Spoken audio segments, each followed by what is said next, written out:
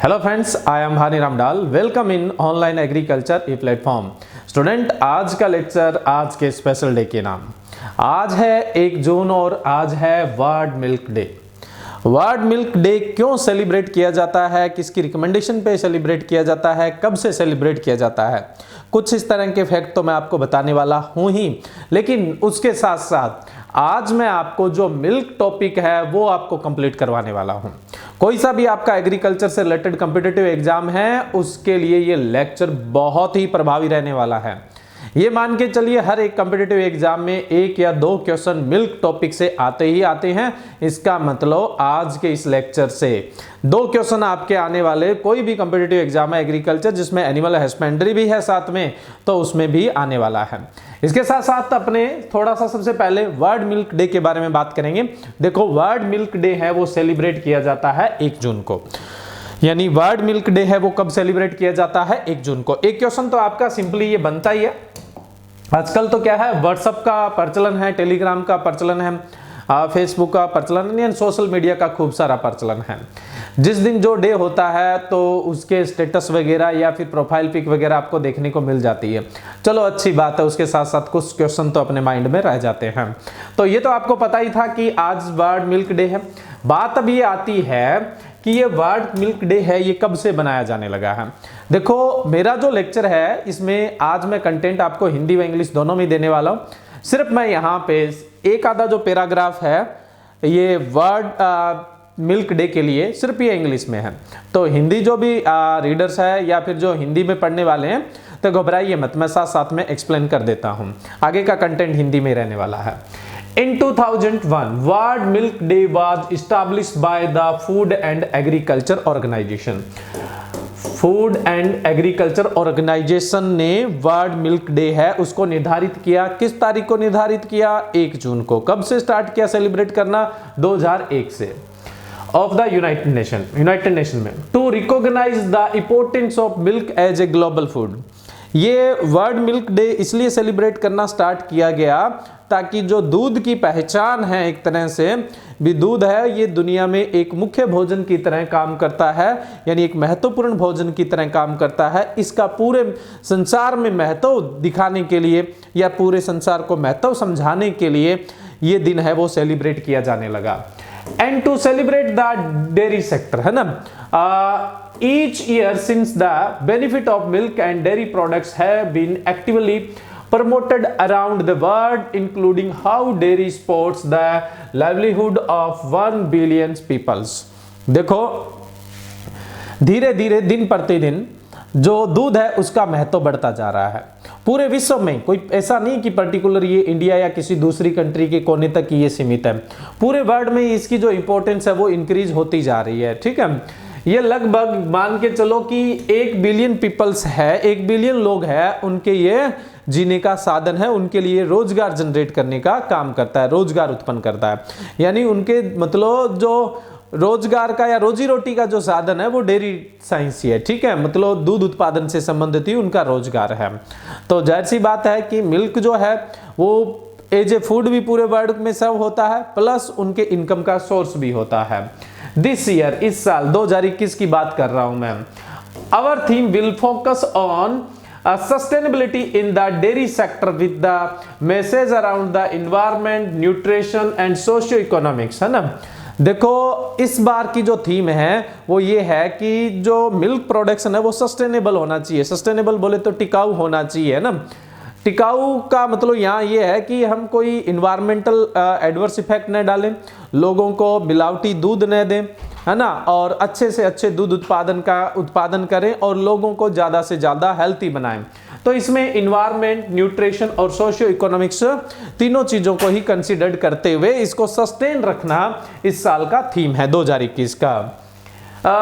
In doing so we will reintroduce dairy farming to the world.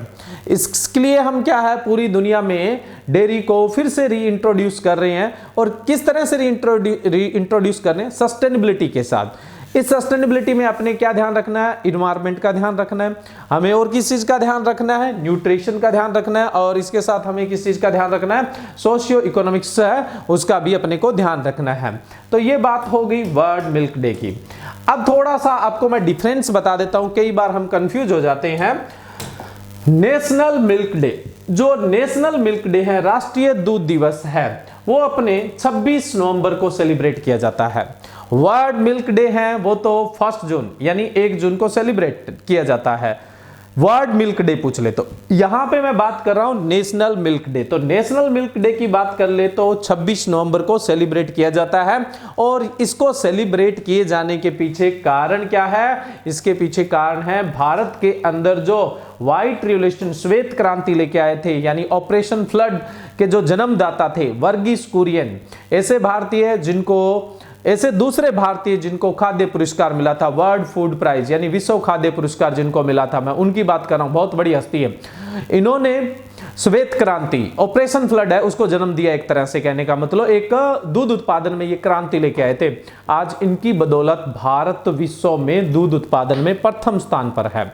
तो क्या है, जो father of Indian white revolution doctor Varghese Kurien, also nickname as milkman of India, जिनको milkman के नाम से भी जाना जाता है, तो इनके जन्म दिवस पर नेशनल मिल्क डे 26 नवंबर को सेलिब्रेट किया जाता है। दो चीजें याद हो जानी चाहिए, एक तो आपसे क्वेश्चन पूछ ले कि नेशनल मिल्क डे कब सेलिब्रेट किया जाता है, 26 नवंबर बोलोगे। दूसरा बोलें कि श्वेत क्रांति के जनक या फिर भारत में ऑपरेशन फ्लड के जो जनक है या जो भारत में मिल्कमैन कहलाते हैं, उनका जन्म दिवस कब आता है, तो उनका 26 नवंबर को जन्मदिन होता है। ठीक है, और इसी दिन नेशनल मिल्क डे सेलिब्रेट किया जाता है। ठीक है, डिफरेंस मैंने आपको बता दिया।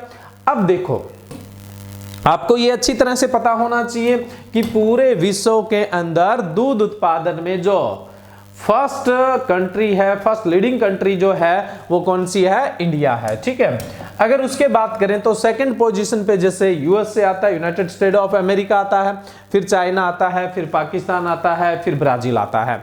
तो भारत जो है वो दूध उत्पादन के मामले में विश्व में प्रथम स्थान पर है। ठीक है, अगर आप भारत का दूध उत्पादन देखेंगे तो भारत में जो दूध उत्पादन होता है वो होता है 187.75 मिलियन टन दूध उत्पादन होता है। ठीक है, 187.75 मिलियन टन दूध उत्पादन होता है। और प्रति व्यक्ति प्रतिदिन अगर दूध की उपलब्धता देखी जाए तो 394 ग्राम है। एक व्यक्ति को एक दिन में कितना दूध मिलता है? तो कितना दूध मिलता है? 394 ग्राम प्रतिदिन के आसपास दूध मिलता है। और ICMR, Indian council of medical research, कहता है कि प्रति व्यक्ति प्रतिदिन 280 ग्राम दूध का सेवन करना चाहिए, जिससे वो हेल्दी रहता है। कितने दूध का सेवन करना चाहिए? 280 ग्राम का। लेकिन हम बहुत ज्यादा प्रोड्यूस कर रहे हैं दूध, इसलिए प्रति व्यक्ति प्रतिदिन जो दूध की उपलब्धता है वो 394 ग्राम प्रतिदिन है। और कुल दूध उत्पादन भारत कितना कर रहा है? 187.75 मिलियन टन जो है वो भारत दूध उत्पादन कर रहा है। यानी विश्व में दूध उत्पादन के मामले में भारत का प्रथम स्थान है। ठीक है, तो ये कुछ जनरल फैक्ट थे जो मैंने आपको बताए। अब अपने आगे बढ़ते हैं। देखो, मैंने कहा था आज के इस स्पेशल दिन पर, आज इसी से संबंधित अपने एक लेक्चर पर डिस्कस करेंगे। तो आज हम कंप्लीट मिल्क पर डिस्कस करेंगे। और जैसा मैंने पीछे बताया था कि कोई सा भी एग्रीकल्चर कॉम्पिटिटिव एग्जाम है उसमें 1 या 2 क्वेश्चन इस टॉपिक से पूछे जाते हैं। मैं कोशिश करूंगा दोनों ही लैंग्वेज में बाइलिंगुअली आपको समझाने में। कुछ कंटेंट्स मैंने हिंदी में दे रखा है, कुछ कंटेंट्स इंग्लिश में दे रखा है, बट वो मोटा मोटा दोनों तरह के जो रीडर्स हैं या दोनों तरह के जो लिसनर हैं उनको समझ में आ जाएगा। ठीक है, अब अपने थोड़ा सा किताबी भाषा में साइंटिफिकली चलते हैं। सबसे पहले हम मिल्क की नॉर्मल जो डेफिनेशन है, या फिर जो एक तरह से फूड साइंस के अंदर जाओगे तो मिल्क की क्या डेफिनेशन दोगे, उस डेफिनेशन का डिस्कस करते हैं। दूध हमारे भोजन का एक आवश्यक अंग होता है। इसमें भोजन के सभी आवश्यक पोषक तत्व, कार्बोहाइड्रेट, प्रोटीन, वसा, खनिज पदार्थ, विटामिन तथा जल पाए जाते हैं। इसी के कारण इसको भोजन कहा जाता है। इसको एक बेवरेज में नहीं रखा जाता, इसको एक फूड में रखा जाता है। देखो, जो पीने वाली चीजें होती हैं उनको बेवरेज में रखा जाता है, बट इसको फूड में रखा जाता है। क्यों रखा जाता है? क्योंकि हमारे शरीर में जितने भी पोषक तत्वों की आवश्यकता है वो सारे के सारे पोषक तत्व उपलब्ध है। कार्बोहाइड्रेट है, प्रोटीन है, वसा है, खनिज है, विटामिन है, जल है, तो इसको इसलिए भोजन में रखा गया है। अब कई बार बहुत सारे स्टूडेंट के दिमाग में आता होगा ये तो पीने वाला है, इसको तो बेवरेज में रखना चाहिए, इसको फूड में क्यों रखा जाता है? फूड में इसलिए रखा जाता है कि ये हमें सभी पोषक तत्व प्रदान करता है, carbohydrate, protein, fat, vitamin, minerals, water सब सप्लाई करता है, इसलिए हम इसको फूड के अंदर रखते हैं। ठीक है, अब देखो मैं कई तरह की आपको डेफिनेशन बता रहा हूं यहाँ पे। ये जो डेफिनेशन है ये एक बायोलॉजिकल डेफिनेशन है, ठीक है, एक जैविक डेफिनेशन है। दूध स्तनधारी पशुओं की दूध ग्रंथियों से प्राप्त एक तरल पदार्थ है जो नवजात शिशु के पैदा होने के तुरंत पश्चात उसके पोषण के लिए स्रावित होता है। एक ये लैक्टियल सिक्रेशन है, ठीक है, जो मेमेलियंस होते हैं उनसे सिक्रेट होता है। ठीक है, ये जनरली जो उनके बच्चे होते हैं उनके न्यूट्रिशन प्रोवाइड करवाने के लिए होता है। ठीक है, ये एक बायोलॉजिकल डेफिनेशन है, ये कमर्शियल डेफिनेशन नहीं है। जैसे हम एनिमल हस्बेंड्री पढ़ते हैं ना, पशुपालन पढ़ते हैं, तो हम तो व्यवसायिक के उद्देश्य से पढ़ते हैं, तो व्यावसायिक उद्देश्य में ये डेफिनेशन काम में नहीं आने वाली है। नेक्स्ट अपने बात करें व्यापारिक दृष्टिकोण से क्या परिभाषा दोगे आप? ये चीज जो है ये व्यापारिक दृष्टिकोण की परिभाषा है। एक या एक से अधिक स्वस्थ पशुओं से जिनका भली प्रकार से पालन पोषण हो, वत्स्य जनन के 15 दिन पूर्व और 10 दिन पश्चात जो स्वस्थ एवं ताजा लैक्टियल शरण प्राप्त होता है उसे दूध कहते हैं। इस दूध में न्यूनतम वसा 3.25% और वसा रहित ठोस पदार्थ है वो 8.5% होना चाहिए। ये डेफिनेशन आप स्क्रीनशॉट ले लीजिए। ये जो डेफिनेशन है ये कमर्शियल डेफिनेशन है। इसमें क्या कहा गया है कि इसमें जो भी अपने डोमेस्टिक फीमेल एनिमल्स है उनका एक ये लैक्टियल सिक्रेशन होता है। ठीक है, और ये जनरली प्रेगनेंसी के डिलीवरी के 15 डेज पहले और डिलीवरी के 10 डेज आफ्टर को छोड़कर जो भी सिक्रेशन है उसको इसमें इंक्लूड किया जाता है। इसमें मिनिमम जो फैट परसेंट है वो 3.25% होना चाहिए और उसके अलावा इसमें यानी नॉट फैट सॉलिड जो है वो मिनिमम 8.5% होना चाहिए, जिसको अपने SNF बोलते हैं ना, सॉलिड नॉट फैट जिसको बोला जाता है, वो मिनिमम 8.5% होना चाहिए। तो ये एक कमर्शियल डेफिनेशन हो गई। ठीक है, दोबारा से आप देख लीजिए, एक या एक से अधिक स्वस्थ पशु जिनको भली प्रकार से पालन पोषण हुआ है यानी उनका अच्छी तरह से डोमेस्टिकेशन हुआ है, उनकी डिलीवरी यानी वत्स्य जनन के 15 दिन पूर्व, 15 दिन पहले यानी 15 डेज बिफोर और 10 डेज आफ्टर 10 दिन पश्चात का लैक्टेशन जो सिक्रेशन है, लैक्टियल जो सिक्रेशन है उसको छोड़ दे, यानी जो शरण है उसको छोड़ दे। मतलब जब शिशु पैदा हो रहा है उसके 15 दिन पहले का और 10 दिन बाद का जो शरण है उसको छोड़ दे। बाकी जो उनकी जो स्तन ग्रंथियां होती है उनसे प्राप्त होने वाला जो शरण है लैक्टियल सिक्रेशन है उसको हम किस में रखते हैं? दूध के अंदर रखते हैं, जिसमें मिनिमम फैट परसेंटेज है वो कितना होना चाहिए? 3.25%, यानी मिनिमम न्यूनतम वसा है वो 3.25, कम से कम वसा है वो 3.25 होनी चाहिए और सॉलिड नॉट फैट जो है यानी वसा रहित ठोस है वो कम से कम 8.5% होना चाहिए। उसे अपने क्या बोलेंगे? मिल्क बोलेंगे। ये एक कमर्शियल डेफिनेशन है। नेक्स्ट आगे बढ़े, केमिकल अगर डेफिनेशन में जाएं तो केमिकल डेफिनेशन की बात करें तो रासायनिक दृष्टि से दूध एक विषमांग उत्पाद है, मतलब एक तरह से हेटेरोजाइगस सॉल्यूशन है। ठीक है, जिसमें वसा, जिसमें फैट, प्रोटीन, शर्करा यानी शुगर, खनिज पदार्थ मिनरल्स और अन्य अवयव जो इमल्सन, कोलाइडी निलंबन तथा वास्तविक विलयन के रूप में जल की सख्त तरल प्रवस्था में उपलब्ध रहते हैं उसे दूध कहा जाता है। यानी मिल्क जो है वो एक हेटेरोजाइगस सॉल्यूशन है अपने आप में। ठीक है, तो इसमें क्या होता है? फैट होता है, प्रोटीन होता है, शुगर होता है, मिनरल्स यानी खनिज पदार्थ होता है और कुछ और अवयव होते हैं। जो अपने रिस्पेक्टिवली बात करें, क्रमशः उनकी बात करें तो वो इमल्सन फॉर्म में, कोलाइडल में और वास्तविक घोल में यानी ट्रू सॉल्यूशन के रूप में जनरली देखने को मिलते हैं। अब देखो, जो फैट होती है वो जनरली इमल्सन फॉर्म में होती है। दूध होता है उसमें जो फैट होती है वो इमल्सन फॉर्म में होती है। ठीक है, इमल्सन फॉर्म में होती है, इसीलिए तो इजीली डाइजेस्टेबल होती है। उसके अलावा प्रोटीन की बात करें और प्रोटीन के साथ साथ कुछ मिनरल्स मैटर की बात करें तो ये कोलाइडल सस्पेंशन के रूप में होते हैं, कोलाइडल सस्पेंशन के रूप में देखने को मिलते हैं। और उसके बाद अगर मैं बात करूं लैक्टोज और कुछ मिनरल्स है वो ट्रू सॉल्यूशन के रूप में यानी एक वास्तविक घोल के रूप में पाए जाते हैं। ये जो नीचे वाली लाइन है यहां से जनरली क्वेश्चन पूछा जाता है। फैट है वो इमल्सन फॉर्म में पाई जाती है, प्रोटीन है वो जनरली कोलाइडल सस्पेंशन के रूप में पाए जाते हैं और लैक्टोज है वो ट्रू सॉल्यूशन यानी वास्तविक घोल के रूप में पाई जाती है।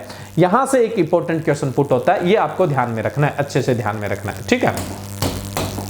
नेक्स्ट अपने चलें, नेक्स्ट है मार्केट में जो मिल्क आते हैं उनके कुछ टाइप की बात करता हूं मैं यहां पे। मार्केट में जो मिल्क आते हैं उनके टाइप की बात करें तो एक है होल मिल्क जिसको अपने संपूर्ण दूध कहते हैं। बड़ा सिंपल सी बात है, स्वस्थ पशु से प्राप्त किया गया दूध जिसके संगठन में कोई परिवर्तन नहीं किया गया हो पूर्ण दूध कहलाता है। ऐसा मिल्क जो हमने सीधा सीधा एनिमल से मतलब प्राप्त किया है, ठीक है, मतलब उससे हमने रिसीव किया है और उसमें किसी तरह की कोई मिलावट नहीं की, उसके कंपोजिशन में कोई छेड़छाड़ नहीं की है, तो हम उसको क्या बोल देंगे, होल मिल्क या फिर संपूर्ण दूध।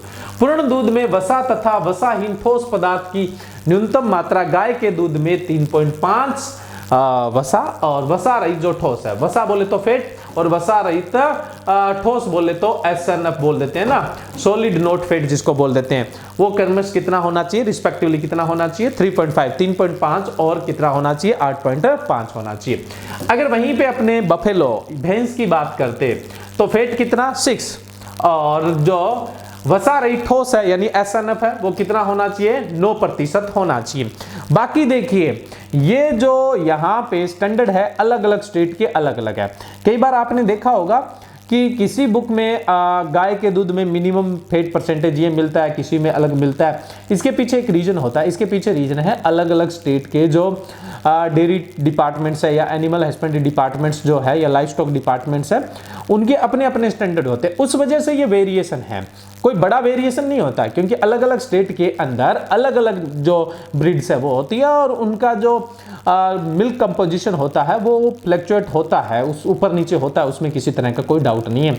तो आपको ये नहीं सोचना है कि वहां तो इतना बताया गया था यहाँ इतना बताया गया था, ठीक है। आपको एक एवरेज ध्यान रखनी है और अपने स्टेट के हिसाब से उसको ध्यान में रखना है। कुछ एक चीजें मैं आपको क्लियर कर दूंगा, जैसे राजस्थान में आए तो कौन सा क्वेश्चन आपको कितनी फैट मानना है और कितना SNF मानना है या कितना सॉलिड मैटर मानना है, वो आगे मैं एक टेबल में आपको बताऊंगा। तो होल मिल्क या संपूर्ण दूध तो वो होता है जिसमें किसी तरह की कोई भी छेड़छाड़ नहीं की गई हो, ठीक है। एक होता है स्टैंडाइज मिल्क, स्टैंडाइज या जिसको अपने हिंदी में मानकीकृत दूध बोल देते हैं, यानी एक स्टैंडर्ड मिल्क किसको कहेंगे। यह स्टैंडाइज मिल्क क्या होता है, यह वह दूध है जिसमें वसा तथा वसाहीन ठोस पदार्थ की मात्रा दूध से क्रीम निकालकर या उसमें स्प्रेटा मिलाकर दूध का न्यूनतम वसा 4.5% तथा वसा वहीन ठोस सॉलिड नोट फैट SNF 8.5% रखी जाती है। इसमें जो भी फैट थी पहले मान लो ज्यादा थी उसको 4.5 पे ले आए और SNF है वो 8.5 पे ले आए। ये स्टैंडर्ड जिसमें मेंटेन कर लिया जाता है उसको मानकीकृत दूध या स्टैंडाइज मिल्क कहा जाता है, ठीक है। बहुत तरह के मार्केट में दूध आते हैं, दो मैंने बताए। तीसरा देखो ये टोन्ड मिल्क। देखो टोन्ड मिल्क क्या होता है, पूर्ण दूध में पानी तथा स्प्रेटा दूध के पाउडर को मिलाकर टोन्ड दूध प्राप्त किया जाता है। गौर से देखो, पूर्ण दूध में जो कंप्लीट मिल्क है जिसके कंपोजिशन में कोई छेड़छाड़ नहीं किए में पानी तथा स्प्रेटा दूध के पाउडर को मिलाकर या तो पानी मिला देते हैं या स्प्रेटा दूध और कुछ पाउडर मिलाकर टोन्ड दूध प्राप्त किया जाता है। वसा तथा वसाहीन ठोस न्यूनतम मात्राएं यानी फैट है वो तो 3% होनी चाहिए और SNF है वो 8.5% होना चाहिए। कुल मिला के इसमें फैट का कॉन्सेंट्रेशन है वो बहुत कम कर दिया जाता है। जिनका फिजिकल वर्क कम रहता है उनको इसी तरह का मिल्क रिकमेंड किया जाता है, क्योंकि जिनका फिजिकल वर्क ज़्यादा होता है वो तो फैट को डाइजेस्ट कर लेते हैं, अदरवाइज इसमें सैचुरेटेड फैट होती है, उसकी वजह से बॉडी में बहुत ज़्यादा कोलेस्ट्रॉल के एक्यूमुलेट होने से, यानी बहुत ज़्यादा कोलेस्ट्रॉल की मात्रा इकट्ठी होने की वजह से हार्ट से रिलेटेड आजकल डिजीज ज़्यादा देखने को मिलते हैं। इसलिए टोन्ड मिल्क है, उनकी जो पॉपुलरिटी है, उनका जो प्रचलन है वो बढ़ता जा रहा है। नेक्स्ट है डबल टोन्ड दूध, double toned milk. Double toned milk क्या होता है?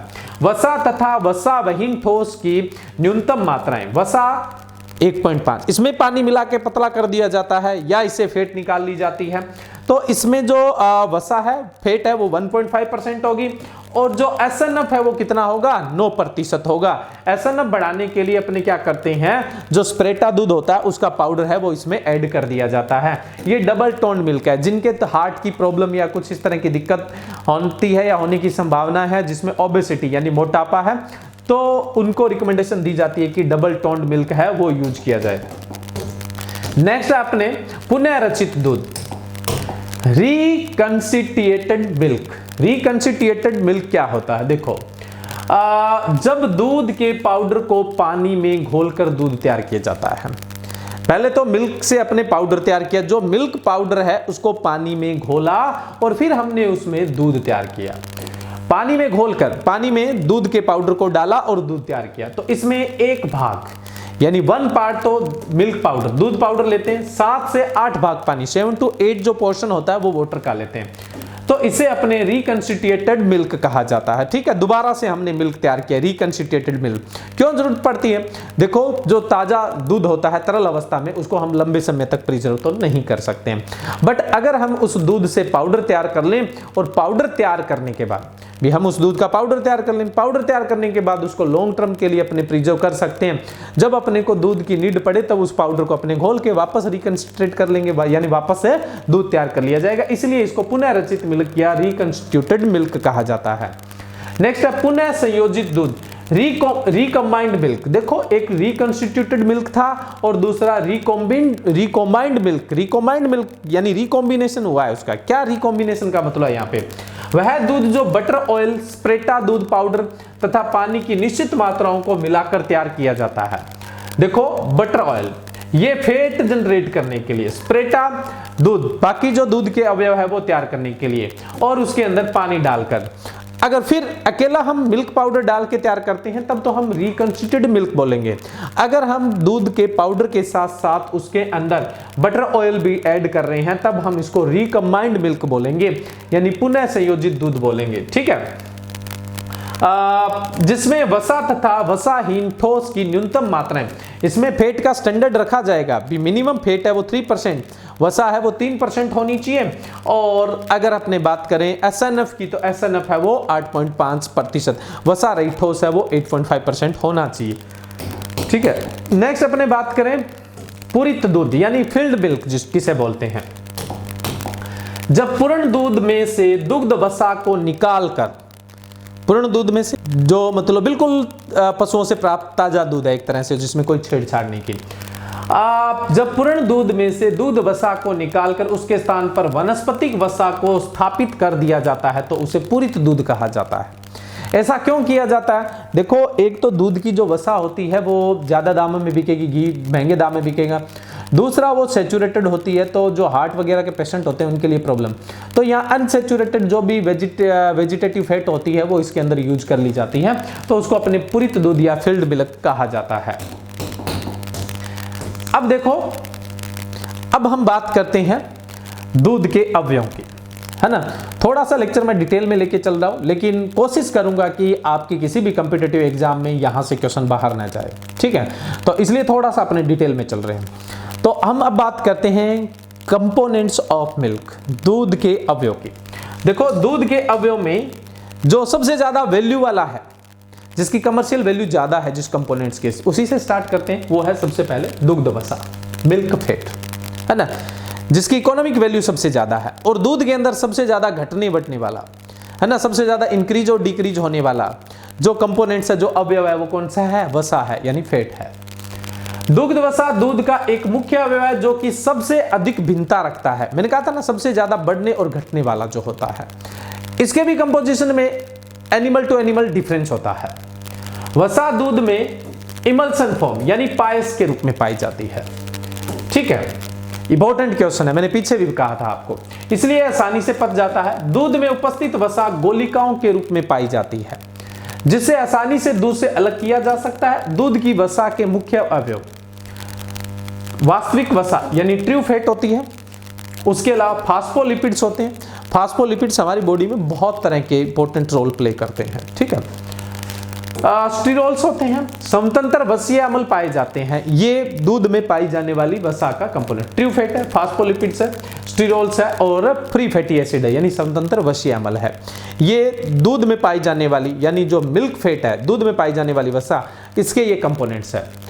दूध में सर्वाधिक ओलिक अम्ल, जो दूध की वसा होती है, वसीय अम्ल जो होते हैं, दूध की वसा में जो वसीय अम्ल होते हैं उनमें सबसे ज्यादा पाया जाता है ओलिक अम्ल 33%, पामेटिक अम्ल है वो 25% पाया जाता है। आपसे पूछ ले कि जो फ्री फैटी एसिड पाए जाते हैं उनमें सबसे ज्यादा कंटेंट्स किसका होता है? सबसे ज्यादा ओलिक अम्ल 33%, दूसरे नंबर पर पामेटिक अम्ल होता है वो 25% तक होता है। दुग्ध वसा में कुल मिलाकर 43%, 43%, यानी जो मिल्क फैट है उसका 43% यानी दूध वसा का 43% है वो असंतृप्त वसीय अम्ल से बना हुआ है। 43% जो है, 43% है वो नॉन सेचुरेटेड जो फैटी एसिड है उनसे बना हुआ है, यानी 43% असंतृप्त वसीय अम्ल जो जमते नहीं है उनसे ये फैट बनी हुई है। बाकी जो 57% है वो संतृप्त वसीय अम्ल है, यानी सेचुरेटेड फैटी एसिड्स है। ये मतलब हार्ट वगैरह पेशेंट के लिए, मोटापे वाले के लिए दिक्कत करते हैं, ठीक है। वसा ऊर्जा का एक अच्छा स्रोत है, आपको पता ही होगा। 1 ग्राम जो वसा होती है उसके अंदर ऊर्जा होती है 9.3 किलो कैलोरी। कितनी ऊर्जा होती है? 9.3 किलो कैलोरी ऊर्जा होती है। तो ऊर्जा का तो बहुत बढ़िया स्रोत है ये, ठीक है। देखो उसके अलावा 1 ग्राम दुग्ध वसा में 9.3 किलो कैलोरी ऊर्जा होती है। लगभग दूध से जितनी ऊर्जा अपने को प्राप्त होती है, दूध से जितनी एनर्जी प्राप्त होती है उसकी 55 से 60% एनर्जी जो है वो दूध में पाई जाने वाली फैट से प्राप्त होती है। भी हमने जितना दूध पिया उससे जितनी एनर्जी प्राप्त हो रही है उसकी जो 50 से 60% जो एनर्जी है वो हमें किससे प्राप्त? 55 से 60% वो हमें दूध में पाई जाने वाली फैट से, क्योंकि इसमें सबसे ज़्यादा एनर्जी होती है। आपको या तो एनर्जी दूध से वसा से प्राप्त होती है, कार्बोहाइड्रेट से या प्रोटीन से प्राप्त होती है। तो कार्बोहाइड्रेट के 1 ग्राम जो अणु है उसमें तो 4 किलो कैलोरी एनर्जी होती है, 4 किलो कैलोरी ऊर्जा होती है। तो फैट में तो 9.3 है, 9.3 है, इसका मतलब 2.5 गुना ज़्यादा एनर्जी है। इसलिए ज़्यादा एनर्जी आपको दूध में जितने भी अवयव उनमें सबसे ज़्यादा एनर्जी आपको मिल्क फैट से, दूध या वसा या दुग्ध वसा से प्राप्त होती है, ठीक है। वसा में घुलनशील विटामिन, अब देखो 2 तरह के आप विटामिन पढ़ते हैं जब भी ह्यूमन न्यूट्रिएंट्स पढ़ते हैं, मानव के लिए पोषक तत्व पढ़ते हैं। एक तो जल में घुलनशील और दूसरा वसा में घुलनशील।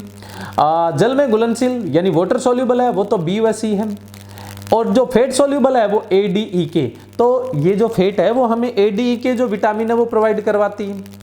और अगर हम विटामिन ए की बात करें तो जो गाय का दूध होता है उसमें विटामिन ए ज़्यादा होता है, जिसकी वजह से क्या होता है उसका जो रंग होता है वो ज़्यादा पीलापन लिए होता है। यानी गाय के दूध में कैरोटीन कंटेंट ज़्यादा होता है जिसकी वजह से वो पीलापन ज़्यादा लिए होता है। आपने गाय और भैंस के घी में भी अंतर देखा होगा जनरली, तो आप जब घी में अंतर देखते हो तो गाय का घी जो होता है वो पीला होता है क्योंकि विटामिन ए कंटेंट ज़्यादा होता है, कैरोटीन कंटेंट ज़्यादा होता है, ठीक है। गाय के दूध में 4.8% और मुर्रा भैंस की बात करें क्योंकि अपने इस रीजन में मुर्रा भैंस पॉपुलर है तो उसमें 7.6% और मानव दूध की बात करें तो 3.7% तक वसा पाई जाती है। ये जो वसा का जो स्टैंडर्ड है ये अलग अलग है, अलग अलग स्टेट का अलग अलग है, इसमें कंफ्यूज मत होना, अलग अलग डेटा आ रहा है। अब जैसे मैंने ये जो यहाँ डेटा मेंशन किया है, ये जैसे मैं बात करूं राजस्थान बोर्ड की जो बुक है उसने दे रखा है, वही डेटा से मैंने यहाँ डिटो मेंशन कर दिया। लेकिन ये बुक 3 जगह डेटा दे रही है तो 3 जगह डिफरेंट डेटा दे रही है। मैं इसको गलत नहीं मानता, हालांकि इसको एक डेटा देना चाहिए ताकि जो कॉम्पिटिटिव स्टूडेंट्स हैं उनको किसी तरह की कोई दिक्कत नहीं आए। फिर भी डेटा अगर थोड़ा बहुत वेरियस है तो उसमें कुछ सोचने की बात नहीं है, ये एक एवरेज की बात है। यहाँ गाय के एवरेज दूध में एवरेज जो फैट है 4.8 है, मुर्रा भैंस है उसमें 7.6 है, मानव का दूध है उसमें 3.7 है। अब नस्लों में जाओगे तो ये डिफरेंस तो आना ही आना है, इसमें किसी तरह का कोई डाउट नहीं है। अभी यहाँ से आप फैट परसेंटेज मत याद रखिए, है ना। SNF जरूर याद रखें, फैट परसेंटेज अभी यहां से मत याद रखिए, उसके लिए मैं आपको एक टेबल बताऊंगा, उसी से आपको याद रखना चाहिए और वही आपको एग्जाम में पार ले जाएगा। नेक्स्ट जो दूध का अवयव है वो है लैक्टोज। लैक्टोज एक तरह से मिल्क शुगर है ना, दूध शर्करा है, यानी जो मिल्क के अंदर स्वीटनेस होती है, दूध का जो मीठापन होता है वो लैक्टोज से ही होता है। लैक्टोज एक कार्बोहाइड्रेट है, डाइसैकेराइड है, डाई यानी दो मोनोसैकेराइड से बनी है, एक ग्लूकोज और दूसरा ग्लैक्टोज। ग्लूकोज प्लस ग्लैक्टोज के जुड़ने से लैक्टोज बनता है। अगर हम लैक्टोज को तोड़ें तो हमें एक ग्लूकोज मिलेगा और एक ग्लैक्टोज मिलेगा। फॉर्मूला अगर आप देखना चाहते हो तो ये फॉर्मूला यहाँ पे मैंने मेंशन कर रखा है, और अगर आप इसकी स्ट्रक्चर देखना चाहते हो तो ये स्ट्रक्चर यहाँ पे लिखी हुई, ये लैक्टोज है। आपसे पूछ ले स्वीटनेस ऑफ मिल्क, दूध का मीठापन लैक्टोज की वजह से, दुग्ध शर्करा यानी मिल्क शुगर पूछ ले तो लैक्टोज। लैक्टोज क्या है? डाइसैकेराइड है, किन किन के जुड़ने से बनी हुई है? Glucose plus galactose. या लैक्टोज को तोड़ें तो क्या मिलेगा? एक ग्लूकोज और एक ग्लैक्टोज मिलेगा। ठीक है, अब देखिए ये माना जाता है जो लैक्टोज है वो अदर शुगर, दूसरी जो शर्कराएं हैं उनकी तुलना से ज्यादा स्वास्थ्यवर्धक होता है, यानी खाने में मतलब बढ़िया होता है। देखो सामान्यतः गाय के दूध में 4.9% और भैंस के दूध में 5.48% एवं मानव के दूध में 6.98% तक दुग्धम पाया जाता है, लैक्टोज पाया जाता है।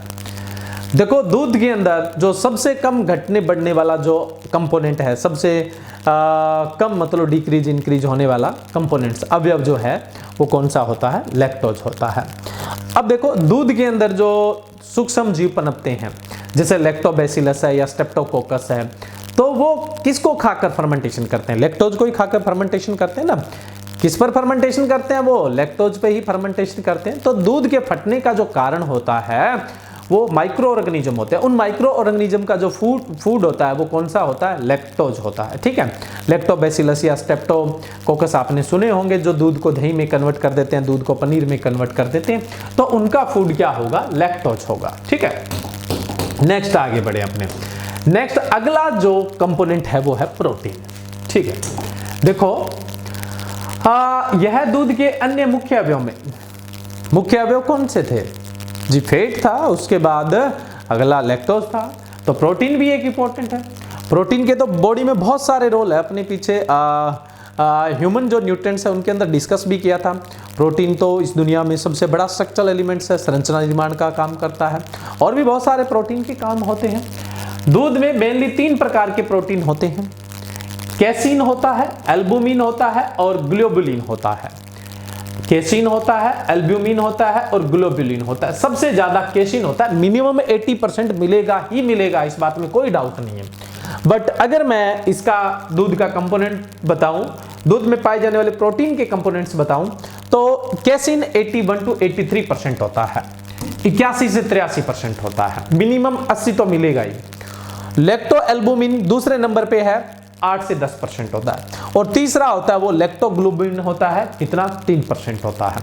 आपको ही पता है प्रोटीन अमीनो एसिड से बने हुए और हमारी बॉडी के लिए अमीनो एसिड जरूरी है।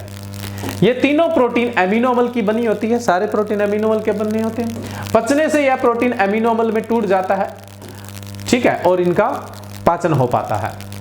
दूध का जो सफेद रंग होता है, व्हाइट कलर जो होता है, वो केसिन के कारण होता है। दूध का जो सफेद रंग होता है वो किसके कारण होता है? केसिन के कारण। और दूध में जितनी प्रोटीन है उस प्रोटीन का 81 से 83% जो पार्ट है वो भी केसिन है। और दूध में कुल अगर केसिन की बात करें, प्रोटीन में से, दूध के प्रोटीन में से केसिन है वो 81 से 83% है। लेकिन दूध में से केसिन कितना है? दूध में से केसिन है वो 2 to 3.5% तक है, यानी 2 से 3.5% दूध में केसिन प्रेजेंट होता है। और दूध में कुल प्रोटीन कितना होता है? कुल प्रोटीन होता है गाय के दूध में लगभग 3.5 और भैंस के दूध में लगभग 3.6% तक प्रोटीन देखने को मिलता है। आ गया समझ में आपको? देखो अब प्रोटीन के बॉडी में क्या रोल होते हैं पीछे हम डिस्कस कर चुके हैं। अगर हम पोषक तत्वों के फंक्शन की बात करने लग जाएंगे तो हमारा मिल्क जो टॉपिक है वो छूट जाएगा, और पोषक तत्वों की हम ज्यादा बात करें क्योंकि वो भी तो बहुत लेंथी चीजें हैं, इसलिए हम थोड़ा सा कॉन्सेंट्रेट मिल्क पे ही करके चलते हैं। उसके जो न्यूट्रिएंट्स है उनकी क्या विशेषता, उस पर अभी इतनी ज्यादा बात नहीं करनी अपने को। फिर भी थोड़े जो इंपॉर्टेंट क्वेश्चन अपने टच कर सकते हैं उनकी तो बात करेंगे। कैसीन की पोषक उपयोगिता, nutritive importance of casein. Nutritive importance क्या है कैसीन की? देखो, इस प्रोटीन में लगभग सभी अनिवार्य अमीनो अम्ल जो एसेंशियल अमीनो एसिड है, हमारी बॉडी में कितने एसेंशियल अमीनो एसिड है? 10। बॉडी को कितने अमीनो अम्ल चाहिए? 20। 10 बॉडी में सिंथेसाइज शरीर में ही बन जाते हैं 10, और 10 भोजन के साथ लेने पड़ते हैं, फूड के साथ अपटेक करने पड़ते हैं। जो फूड के साथ लेने होते हैं, भोजन के साथ लेने होते हैं, उन्हें ही अनिवार्य अमीनो अम्ल, आवश्यक अमीनो अम्ल या एसेंशियल अमीनो एसिड बोलते हैं। तो लगभग दूध में सारे मिलते हैं जी। थियोनिन है, वेलिन है, ल्यूसिन है, आइसोल्यूसिन है, लाइसिन है, मिथ्योनिन है, फिनाइलेनाइन है, ट्रिप्टोफेन है, ऑर्जिनिन है और हिस्टिडीन है। देखो 1 2 3 4 5 6 7 8 9 10 सारे के सारे अमीनो एसिड इसके अंदर प्रेजेंट है। तो हमारी बॉडी में जितने अमीनो एसिड की नीड है वो सारे के सारे मिल्क में प्रेजेंट होते हैं। बाकी कोई दूसरा ऐसा फूड नहीं होता जिसमें सारे के सारे आपको अमीनो एसिड मिल जाते हो। यह प्रोटीन पाचन प्रणाली में लगभग 97 से 98% तक पच जाती है। वैसे तो प्रोटीन मुश्किल से पचती है, लेकिन केसिन की खास बात है बहुत जल्दी पच जाती है। टोटल जितना आपने केसिन खा रहे हैं उसका 97 से 98% डाइजेस्टेबल है, कोई प्रॉब्लम नहीं है। अदरवाइज तो प्रोटीन को डाइजेस्ट करना बहुत मुश्किल काम है। सबसे मुश्किल जो न्यूट्रिएंट डाइजेस्ट होता है बॉडी में वो प्रोटीन ही तो डाइजेस्ट होता है, तथा लगभग 76% तक शरीर में शोषित हो जाता है। जितना खाते हैं उसका 76% भाग है बॉडी एब्जॉर्ब कर लेती है। बड़ी बात है, ये शरीर है वो अवशोषित कर लेता है इसको। यह आयोडीन तथा भारी धातुओं में संयुक्त होकर एक उपयोगी वाहक के रूप में कार्य करता है। उसके अलावा केसिन से फास्फोरस तथा कैल्शियम भी प्राप्त होते हैं। केसिन है उससे फास्फोरस और कैल्शियम भी प्राप्त होते हैं। वैसे देखो, दूध के अंदर जो शर्करा होती है लैक्टोज होती है, उसमें लैक्टिक अम्ल बनता है। तो लैक्टिक अम्ल जो बनता है वो कैल्शियम और फास्फोरस है उसकी उपलब्धता बढ़ाते हैं और उसके अवशोषण को बढ़ाता है। इसीलिए तो दूध और जो दही होता है वो कैल्शियम और फास्फोरस के अच्छे स्रोत होते हैं। लेकिन दूध की तुलना में दही जो होता है वो कैल्शियम और फास्फोरस का ज्यादा बढ़िया सोर्स होता है। क्यों? क्योंकि दूध में तो लैक्टोज है और दूध से दही बना तो लैक्टिक अम्ल बन गया, और लैक्टिक अम्ल है वो फास्फोरस और कैल्शियम ज्यादा प्रोवाइड करवाते हैं। इसलिए हमेशा ही दूध की तुलना से दही में कैल्शियम और फास्फोरस ज्यादा मिलते हैं। तो दूध से आपको कैल्शियम और फास्फोरस अवशोषण तो बढ़ेगा ही और कैल्शियम फास्फोरस मिलेगा ही। उसके साथ साथ वो मिलने का कारण क्या है? लैक्टोज है। लेकिन उसके अलावा जो केसिन है वो भी कैल्शियम और फास्फोरस है वो आपको उपलब्ध करवाता है। ये इंपॉर्टेंट पॉइंट है, इनको आपको ध्यान में रखना है। नेक्स्ट आगे चलते हैं अपने खनिज पदार्थ, मिनरल्स। दूध में लगभग सभी लवण पाए जाते हैं। आयरन बहुत कम न के बराबर पाया जाता है। बाकी सारे के सारे खनिज है वो दूध में देखने को मिलते हैं। Calcium, phosphorus, sodium, potassium, magnesium, sulphur, chlorine, copper, cobalt, zinc, ये जितने भी पोषक तत्व है ये हमारी बॉडी के लिए एसेंशियल है और ये लगभग अपने को मिल जाते हैं। दूध कैल्शियम और फास्फोरस का अच्छा स्रोत है, मैंने आपको बताया था, लेकिन दही उससे भी बढ़िया स्रोत होता है। इसमें दूध जो है इसमें खनिज लवण 1% से कम होते हैं, यानी 0.70 से लेकर 0.90% तक होते हैं। 0.7 से लेकर 0.9% दूध के अंदर खनिज लवण पाए जाते हैं। ठीक है, ये ध्यान रखना आपको। नेक्स्ट है विटामिन। देखो, दूध में सारी तरह की विटामिन है, क्योंकि दूध के अंदर जल है। जल की मात्रा भी तो क्या है? 80 से 85% तो दूध में जल ही है।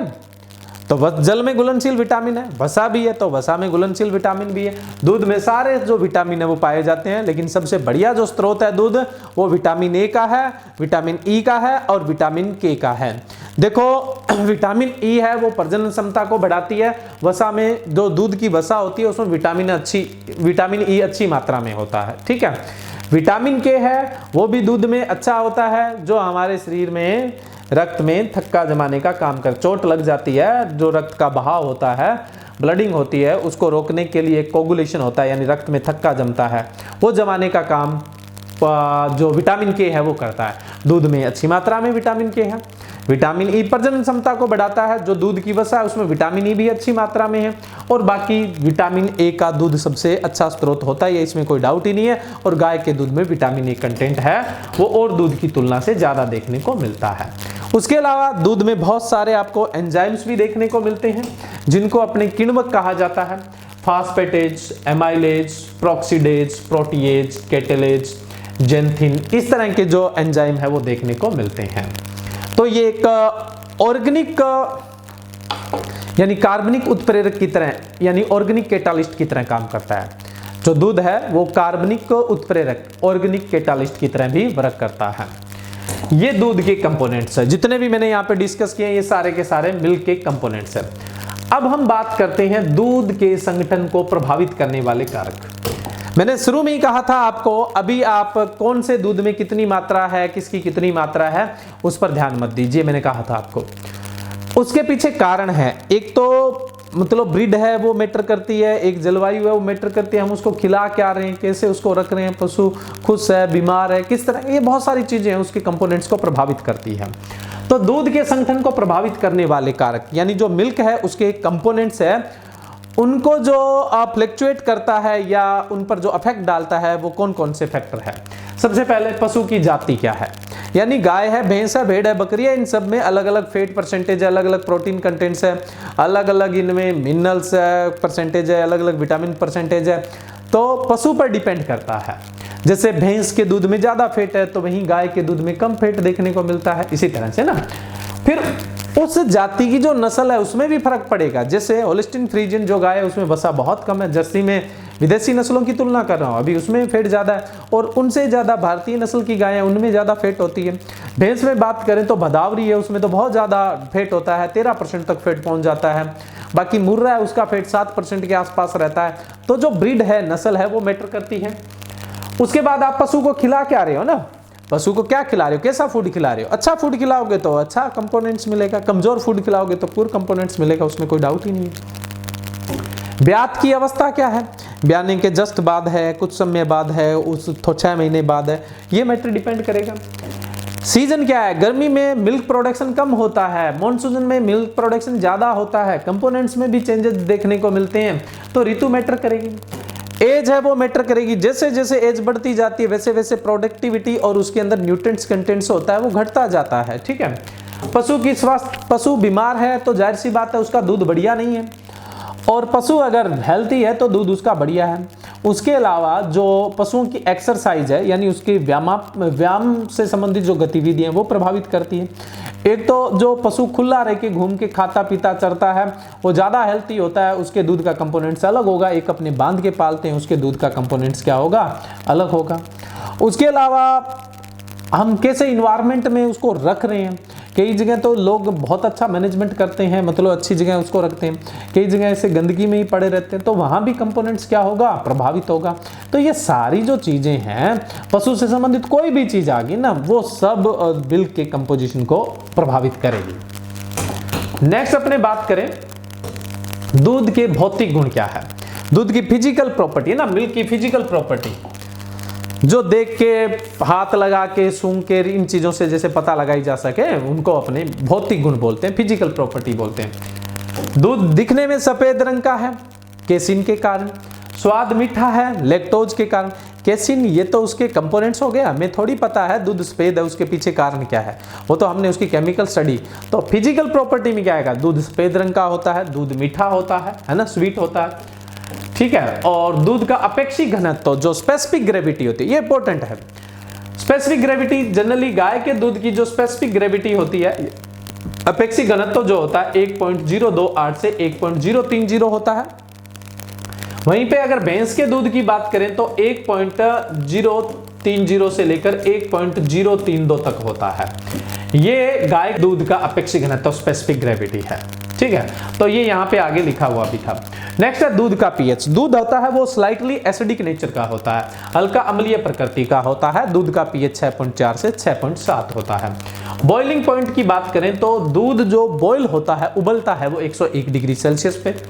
हिमांक बिंदु जमता है -0.52 से -0.56 डिग्री सेल्सियस पे, ये हिमांक फ्रिंजिंग पॉइंट है। विद्युत संचालकता, इलेक्ट्रिकल कंडक्टिविटी है वो 0.005 महोज है ना, 0.005 महोज में पूछ ले तो भी ठीक है। उसके अलावा कई बार जो इलेक्ट्रिकल कंडक्टिविटी होती है थोड़ी बड़ी यूनिट में भी पूछ ली जाती है, डेसीसाइमंस में पूछ ली जाती है। तो डेसीसाइमंस भी कितनी होगी, 0.005 डेसीसाइमंस या 0.005 महोज। अम्लता प्रतिशत है, एसिडिटी परसेंटेज है वो 0.12 से 0.18% होता है। वैसे तो रेंज जो होती है वो 0.12 से लेकर 0.14% भी दी होती है बहुत सारी बुक्स में, ये भी ठीक है, लेकिन 0.12 से लेकर 0.18% तक आप प्राकृतिक अम्लता मान सकते हो, इसमें कोई दिक्कत नहीं है। 0.12 से 0.14 भी कंसिडर की जाती है, 0.12 से 0.18% भी कंसिडर की जाती है। उसके बाद की जो अम्लता है वो इसका मतलब दूध खराब हो रहा है। दूध का जो अपवर्तनांक होता है वो 1.3440 से लेकर 1.348 तक होता है, और पानी का जो अपवर्तनांक होता है वो 1.33 होता है। ठीक है, ये डिफरेंस होता है। अब देखो दूध में जो अम्लता होती है वो दो प्रकार की होती है। एक तो प्राकृतिक होती है, प्राकृतिक जो होती है यानी नेचुरली जो होती है, नेचुरली जो होती है वो जनरली कार्बन डाइऑक्साइड साइट्रेट्स की वजह से, एल्बुमिन की वजह से, केसिन की वजह से और फास्फेट की वजह से होती है। ये नॉर्मली तो प्राकृतिक मैं बात करूं तो 0.11 से लेकर 0.14% होती है। इसके बाद अम्लता अगर थोड़ी और हो रही है तो वो धीरे धीरे विकसित हो रही है, लेकिन फिर भी हम 0.18% इसको प्रकृति में, प्राकृतिक अम्लता में ही कंसिडर कर सकते हैं। उसके बाद अगर अम्लता उत्पन्न होती है, इसका मतलब जो सूक्ष्म जीव है वो लैक्टोज का फर्मेंटेशन कर रहे हैं, लैक्टोज का किण्वन कर रहे हैं, उसकी वजह से ज्यादा अम्लता उत्पन्न हो रही है, फिर वो दूध खराब हो जाता है, अपने बोलते दूध खट्टा हो गया, दूध फट गया ना, वो चीजें आ जाती है। नेक्स्ट है फिजिकल प्रॉपर्टी के अंदर दूध का गाढ़ापन। देखो 68 डिग्री फारेनहाइट, 68 डिग्री फारेनहाइट पर दूध का जो गाढ़ापन होता है वो 1.5 से 2 सेंटीपाइस तक होता है। दूध का गाढ़ापन है वो 68 डिग्री फारेनहाइट पर 1.5 से 2 सेंटीपाइस होता है। इंपॉर्टेंट क्वेश्चन है, ध्यान रखना। गाढ़ेपन को कौन प्रभावित करता है? केसिन, वसा, एल्बुमिन, ये गाढ़ेपन को प्रभावित करती है। केसिन और वसा एल्बुमिन होते हैं, ये गाढ़ेपन को प्रभावित करती है, गाढ़ेपन को बढ़ाती है। ठीक है, नेक्स्ट अब अपने चले दूध के वैधानिक मानक। अब देखिए यहां पे इंपॉर्टेंट चीज आती है। मैंने आपको कहा था कंपोनेंट्स होते हैं वो उनका स्टैंडर्ड है, वो अलग अलग स्टेट के अलग अलग जो लाइफ स्टॉक डिपार्टमेंट है उन्होंने अलग अलग डिसाइड किए। देखिए जैसे गाय व भैंस के दूध के वैधानिक मानक अलग अलग राज्यों में अलग अलग निर्धारित किए गए हैं, जिससे कि दूध में मिलावट को रोका जा सके तथा उसकी गुणवत्ता बनी रहे। वैधानिक मानक का मतलब है मिल्क स्टैंडर्ड की बात हो रही है यहाँ पे। ठीक है, राजस्थान में वैधानिक मानक जो स्टैंडर्ड है, फैट मिनिमम 3.5 होनी चाहिए। अगर कोई दूध ये बोल बेच रहा है कि मैं दूध बेच रहा हूं, स्प्रेटा दूध नहीं बेच रहा हूं, स्प्रेटा मिल्क नहीं, तो उसमें फैट परसेंट मिनिमम 3.5% होना चाहिए। और जो नॉन फैट सॉलिड्स होते हैं, SNF सॉलिड नॉन फैट जो होते हैं, वसा रहित जो ठोस है वो मिनिमम 8.5% होना चाहिए। ये गाय के दूध के लिए बात है राजस्थान में। वहीं भैंस के दूध में बात करें तो जो फैट है वो मिनिमम 6.07% होना चाहिए, और वहीं पर जो SNF है सॉलिड नॉट फैट जो है वो 9% होना चाहिए। ये राजस्थान का जो लाइव स्टॉक डिपार्टमेंट है उसका स्टैंडर्ड है, ये चीज आपको ध्यान में रखनी है। अब देखो मैंने यहां पे टेबल दी है, ये एक एवरेज टेबल है, एक औसत टेबल है, चाहे आप कहीं के भी है, इस टेबल को आप याद रखिए। इस टेबल ये अबाउट में है, ठीक है, किसी पर्टिकुलर स्टेट के स्टैंडर्ड को पकड़ के नहीं चल रही है। आपको ये याद है तो आप कोई से भी स्टेट से बिलोंग करते हैं, क्वेश्चन अपना सही कर देंगे, क्योंकि इतनी क्लोज वैल्यू नहीं होती। इसमें देखो एक तरफ तो मैंने पशु और साथ में मानव भी दे रखा है, मानव भी एक एनिमल ही है। जल की मात्रा देखो 80 से 89% तक आपको जल देखने को मिलता है दूध के अंदर। 80 छोड़ो, अपने तो बात करें कि 85, वैसे भेड़ के दूध में 80 होता है इसलिए मैंने 80 कंसिडर किया यहाँ। 80 से 89% तक आपको जल देखने को मिलता है, अलग अलग एनिमल में अलग अलग। वसा की बात करें तो वसा जनरली दूध में 3.7 से लेकर 7.9% के आसपास एवरेज देखने को मिलती है अलग अलग पशु में। प्रोटीन जो है वो ऑन एन एवरेज है, गाय भैंस के दूध में तो 3.5 और 3.6 देखने को मिलता है, बाकी में आप देख लीजिए ना। दुग्धम, ये लैक्टोज दिया हुआ यहाँ, कोस के दूध में कितना लैक्टोज है। खनिज पदार्थ मिनरल्स, ठीक है। उसके अलावा कुल ठोस, टोटल सॉलिड, इसमें फैट भी इंक्लूड है साथ में, टोटल जो सॉलिड है उसमें फैट भी इंक्लूड है। और ये है SNF, सॉलिड नॉन फैट, वसा रहित ठोस है ये, ठीक है। इधर ये टेबल आप अच्छे से याद कर लीजिए, ये टेबल किसी भी कॉम्पिटिटिव एग्जाम के लिए सफिशिएंट है। बट अगर कोई राजस्थान से बिलोंग करता है तो मैंने ये राजस्थान का स्टैंडर्ड दे दिया और ये राजस्थान बोर्ड की बुक से लिया गया है। ठीक है, राजस्थान बोर्ड की जो बुक है उसी से उठाया गया, और जो करंट में प्रचलित है आजकल कृषि रसायन बुक लगती है 12th के अंदर, है ना, एग्रीकल्चर केमिस्ट्री, उसके अंदर एक डेयरी केमिस्ट्री का टॉपिक है और डेयरी केमिस्ट्री के अंदर ये टेबल दी हुई है, डेयरी केमिस्ट्री में ये टेबल दी हुई है, इसलिए मैंने आपको ये शो कर दी। भी आप पर्टिकुलर एक ही एग्जाम पे टिके हुए हैं तो इस पर जा सकते हैं आप, ठीक है, बाकी आप देख लीजिए। तो मैंने बताया था ये जो कंटेंट होता है ये डिफरेंट हो सकता है, इसमें कोई कंट्रोवर्सी नहीं रखनी है अपने को, कोई भी राइटर है इस मामले में गलत नहीं होगा।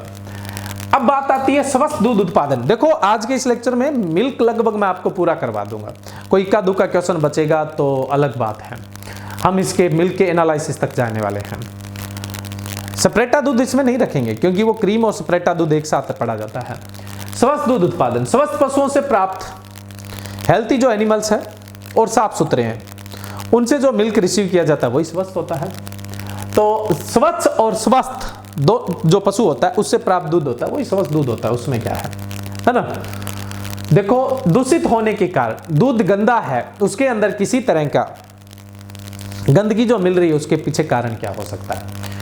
एक तो ऐसी गंदगी होती है आंख से दिखाई देने वाली, जैसे बाल है, मिट्टी के कण है ना, पशुओं के जो हेयर वगैरह है, डस्ट पार्टिकल वगैरह है, आंख से दिखाई न देने वाली गंदगी ये दो प्रकार की हो सकती है। जो सूक्ष्म जीव वगैरह, एक तो क्या है पशु बीमार होता है, एन के अंदर कोई प्रॉब्लम होती है, जैसे आपने थनेला ग्रसित जो पशु होता है उसका दूध जो होता है वो हल्के लाल रंग का होता है ना, उसमें रक्त साथ में आ जाता है। तो एन है वो जो टीथ होता है वो चोटग्रस्त होता है या घाव कुछ होता है उसकी वजह से। एन के बाहर से गंदगी जैसे कोई भी सूक्ष्म जीव वगैरह है, कोई पशु द्वारा है, दुग्धशाला द्वारा है, ग्वाले द्वारा है, दूषित जल द्वारा है, चारे द्वारा है, दाने द्वारा है, दूध निकालने वाली मशीन में किसी तरह का सूक्ष्म जीव वगैरह उसको ढंग से नहीं धोया गया, तो ये गंदगी इस तरह से दूध में शामिल हो सकती है। सिंपल सी बात है, आप तो इसको स्लाइड को पढ़ के ही समझ सकते हैं। दूषित होने के कारण एक तो आंख से दिखाई देने वाली गंदगी होती है, एक आंख से नहीं दिखाई देने वाली। आंख से दिखाई देने वाली बाल, मिट्टी वगैरह, कचरा वगैरह यही है, घास फूस, चारा वारा जो भी गिर जाता है वो आंख से दिखाई दे। आंख से ना दिखाई देने वाली सूक्ष्म जीव वगैरह है, पशु के शरीर के अंदर से भी आ सकते हैं और पशु के शरीर के बाहर से, चाहे वो ग्वाले से आ जाए, चाहे वो अपनी मशीन है वो खराब है, हमने हाथ नहीं धोए हैं, गंदगी है, नहाए धोए नहीं है, पसीना आ रहा है, ठीक है, वातावरण खराब है, आसपास कचरे का ढेर पड़ा है, वहाँ बहुत सारे सूक्ष्म जीव पनपे हुए, तो उन वजह से आती है वो एन से बाहर की हो जाती है, मतलब आउट ऑफ टीथ हो जाती है। नेक्स्ट है स्वस्थ दूध उत्पादन। स्वस्थ दूध उत्पादन आप कैसे कर सकते हैं, स्वस्थ दूध उत्पादन कैसे करेंगे, ध्यान रखना है किस तरह से दूध को स्वच्छ रखा जाए। आपको पता है गंदगी कहाँ कहाँ से मिल सकती है, तो उन्हीं चीज़ों में आपको ध्यान रखना है। पशु का स्वस्थ एवं सफाई रखना जरूरी है, पशु साफ सुथरा भी होना चाहिए, नहला देना चाहिए, खुरा उरा टाइम टू टाइम करते रहना चाहिए उसका। बीमार पशु का दूध है वो कभी काम में नहीं लेना चाहिए, इसलिए बीमार होते ही पशु को अलग कर दिया जाता है और उसके दूध को दूसरे पशुओं के दूध के साथ नहीं मिलाया जाता, ध्यान रखना है। दूध दोहने वाले मनुष्य की साफ सफाई एवं स्वास्थ्य बहुत जरूरी है। ऐसा नहीं है कि जुकाम हो रहा है वो हाथ से रगड़ रहा है और उसी से दूध निकाल रहा है, तो गंदगी तो मिलेगी ना। जो दूध होने वाला है वो साफ सुथरा भी होना चाहिए और स्वस्थ भी होना चाहिए। पशुशाला जो है और जो दुग्धशाला है जहाँ दूध निकाला जाता है, जहाँ पशु रखे जाते हैं पशुशाला, बिल्कुल साफ सुथरे होने चाहिए। दूध होने वाले जो बर्तन हैं, यूटेंसिल जो भी काम में ले रहे हो, बिल्कुल साफ सुथरे होने चाहिए, ऐसे नहीं है कुछ उनमें जमा हो, किसी तरह का कचरा हो। दूध निकालने की विधि सही होनी चाहिए। एक नकलिंग मेथड होता है, अंगूठा विधि बोलते हैं जिसको, जिसमें अपने टीथ को ऐसे पकड़ के फिर दूध निकालते हैं, तो इससे क्या होता है जो आयन होते हैं, टीथ होते हैं, उनमें गांठें पड़ जाती है, वो बढ़िया नहीं है। उससे अच्छा पूर्ण हस्त दोहन विधि है, वो बढ़िया है। पशुशाला से दूध निकालते ही तुरंत अपने को दूध वहां से हटा लेना चाहिए, वहां नहीं रखना चाहिए, नहीं तो धूल वूल कचरा वचरा, कई बार पशु भी पूंछ पांछ मार देता है इधर उधर ना, तो उसका जो कचरा होता है वो दूध में आ सकता है। पशुओं को चारा खिलाने की विधि, चारा खिलाने की जगह अलग होनी चाहिए और दूध निकालने की जगह होती है वो अलग होनी चाहिए। स्वस्थ दूध उत्पादन के लिए पशुओं को चारा दूध निकालने के 1.5 से 2 घंटे पहले खिलाना चाहिए, है ना। चारा 1.5 से 2 घंटे पहले खिलाना चाहिए और उसके बाद में दूध निकालना चाहिए। चारा है वो भी, कई चारे ऐसे भी होते हैं जो पशुओं के दूध पर प्रभाव डालते हैं, तो ऐसे चारे टॉक्सिक जो होते हैं उन चारों को कभी भी नहीं खिलाना चाहिए। दूध निकालने के बाद तुरंत उसको ठंडा कर देना चाहिए। दूध को सामान्यतः 5 डिग्री सेल्सियस तापमान पर ठंडा रखना चाहिए, तब वो बढ़िया रहता है, स्वस्थ रहता है। अब दूध को ठंडे करने के लिए अपने पास 3 विधियां हैं। एक तो है ठंडा पानी, देखो इससे पास्चराइज दूध को 15.5 से 21 डिग्री सेल्सियस तक ठंडा कर लिया जाता है। एक अमोनिया विधि होती है, इसमें दूध को, ये 0 ऐसे लगे हुए ना, अमोनिया जो विधि होती है इसमें दूध को 3 से 4 डिग्री सेल्सियस तक ठंडा किया जा सकता है। ब्राइन विलियन बर्फ और नमक का मिश्रण होता है, उस पर दूध को रख देते हैं, इसमें भी दूध को 3 से 4 डिग्री सेल्सियस तक ठंडा किया जा सकता है। दूध को 5 डिग्री सेल्सियस पर रखना चाहिए, लंबे समय तक चलता है।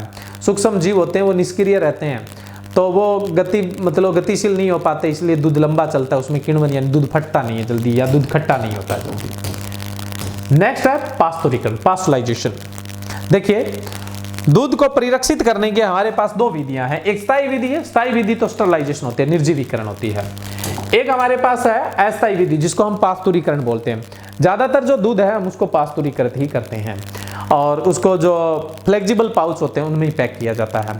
स्टरलाइज बहुत कम किया जाता है, क्योंकि स्टरलाइज के अंदर फिर अपने को कंटेनर वगैरह सब महंगे पड़ते हैं, बहुत बड़ी प्रोसेस हो जाती है। तो पास्चुराइजेशन और स्टरलाइजेशन में क्या डिफरेंस होता है, मिल्क में अपने पास्चुराइज मिल्क क्यों यूज करते हैं, पास्चुरीकृत दूध क्यों यूज करते हैं, इसके कारण मैं आपको छोटे से तो अभी बता दूंगा, बाकी बड़े किसी और लेक्चर में आपने डिस्कस करेंगे। देखो पास्चुरीकरण, दूध या कोई भी पदार्थ है उसको आप 100 डिग्री सेल्सियस से कम तापमान पर बॉईल करते हो, गर्म करते हो, तो उसको पास्चुरीकरण या पास्चुराइजेशन बोलते हैं। पास्चुरीकरण की जो खोज है, पास्चुराइजेशन की जो खोज है वो की थी लुई पास्चर ने, ठीक है। इसमें 100 डिग्री सेल्सियस से कम तापमान पे गर्म करने से क्या होता है, 100 से कम तापमान पे उसके जो सूक्ष्म जीव होते हैं कुछ मर जाते हैं, कुछ निष्क्रिय हो जाते हैं, और जो बीजाणु होते हैं वो निष्क्रिय हो जाते हैं। तो वो कुछ समय के लिए डीएक्टिवेट हो जाएंगे, निष्क्रिय हो जाएंगे, तो दूध है वो कुछ समय तक चल जाएगा, अपना मिल्क है वो कुछ टाइम के लिए अपना चल जाएगा, ठीक है। तो अब पास्चुरीकरण की भी 2 विधियां काम में लेते हैं दूध के अंदर। जो पास्चुराइजेशन है उसकी भी 2 विधियां काम में लेते हैं दूध में। एक होती है धारण विधि जिसको अपने होल्डिंग मेथड बोल देते हैं। उसके अलावा इसको हम low temperature and long time, LTLT, low temperature long time बोलते हैं ना, इसको होल्डिंग मेथड या धारण विधि बोलते हैं। लो टेम्परेचर, तापमान कितना रखते हैं, 62.8 डिग्री सेल्सियस रखते हैं, और 62.8 डिग्री सेल्सियस पर दूध को कितने समय तक रखते हैं, 30 मिनट तक रखते हैं। तो इसको हम धारण विधि, होल्डिंग मेथड, या फिर हम low temperature and long time बोल देते हैं। आगे समझ में। दूसरा यहाँ पे सतत विधि, कंटिन्यूस मेथड या high temperature and short time, HTST, high temperature short time. इसमें अपने 71.7 डिग्री सेल्सियस पर दूध का तापमान पहुंच जाता है, 71.7 डिग्री सेल्सियस, 71.7 डिग्री सेल्सियस पर पहुंच जाता है। इस टेम्परेचर पर अपने 15 सेकंड रखते हैं, उसके बाद ठंडा कर लेते हैं। तो इसको अपने क्या बोलते हैं, कंटिन्यूस मेथड बोल देते हैं। ये जो पास्चुराइजेशन की 2 विधियां हैं। पास्चुरीकृत दूध को ठंडा करेंगे, ठंडा करने के बाद हम उसकी पैकिंग पे कर लेंगे। तो अब हम पैकिंग कौन सी यूज करते हैं, जो फ्लेक्सिबल पाउच होते हैं वो यूज करते हैं। अगर स्टरलाइजेशन करते हो ना, तो स्टरलाइजेशन में आप पैकिंग के बाद ही उसका टेम्परेचर इंक्रीज करते हैं, या जो पैकिंग मटेरियल है वो भी स्टरलाइज अपने यूज करते हैं। तो अब उसके लिए अपने को, जैसे कांच की बोतलें हैं या एल्युमिनियम के जो आजकल जार चलते हैं जो अंदर से पॉलिशड होते हैं, तो वो फिर महंगे पड़ते हैं ना उनको, या फिर टेट्रा पैक वगैरह अपने वो महंगे पड़ते हैं, उनको अपने नहीं यूज कर सकते हैं, क्योंकि मिल्क है वो तो डेली लोट में यूज होना है, फिर लोगों के लिए वो कॉस्ट बहुत ज़्यादा बढ़ जाती है, और भी कई सारे कारण हैं। इसलिए हम स्टरलाइज मिल्क का प्रचलन कम होता है, और जो बाजार में सारा बिकता है थैलियों में, वो फ्लेक्सिबल पाउच में, उसको वो सारा पास्चुरीकृत दूध होता है। निर्जीवीकरण, स्टरलाइजेशन, इसमें दूध को 112 से 115 डिग्री सेल्सियस तापमान पर गर्म किया जाता है। स्टरलाइजेशन से क्या होता है, जब 100 डिग्री या उससे अधिक तापमान पे किसी पदार्थ को गर्म करते हो तो वो स्टरलाइजेशन कहलाता है। उसके पीएच पे डिपेंड करेगा कि आप उसको कितना गर्म करेंगे। दूध के पीएच के आधार पर उसको स्टरलाइजेशन करने के लिए उसका टेम्परेचर चाहिए 112 से 115 डिग्री सेल्सियस चाहिए, ठीक है। तो इससे क्या होता है, जब 100 या 100 से अधिक टेम्परेचर होता है तो सारे के सारे माइक्रो ऑर्गेनिज्म, जितने सूक्ष्म जीव होते हैं वो सारे मर जाते हैं, ठीक है, और उनके जो स्पोर होते हैं वो भी सारे मर जाते हैं। तो अब ये लंबे समय तक चलता है, लेकिन इसके लिए जो हम कंटेनर यूज करते हैं, पैकिंग मटेरियल, वो खुद भी स्टरलाइजेशन होना जरूरी है, तो फिर कॉस्ट ज़्यादा पड़ती है, ठीक है। इस तरह का जो दूध होता है वो 90 से 120 दिन चल जाता है, लेकिन जो फ्लेक्सिबल पाउच का दूध होता है वो 2 दिन, 3 दिन, 4 दिन, 5 दिन मैक्सिमम, वो इन्वायरमेंट पर डिपेंड करता है, इतना ही चलता है। तो निर्जीवीकृत करने के लिए दूध को 112 से 115 डिग्री सेल्सियस तापमान पर 30 मिनट तक गर्म किया जाता है, और ये दूध लंबे समय तक चलता है, ठीक है। नेक्स्ट एक होता है होमोजिनेजाइजेशन, इसको हम बोलते हैं समांगीकरण। ठीक है, समांगीकरण या होमोजिनाइजेशन क्या होता है?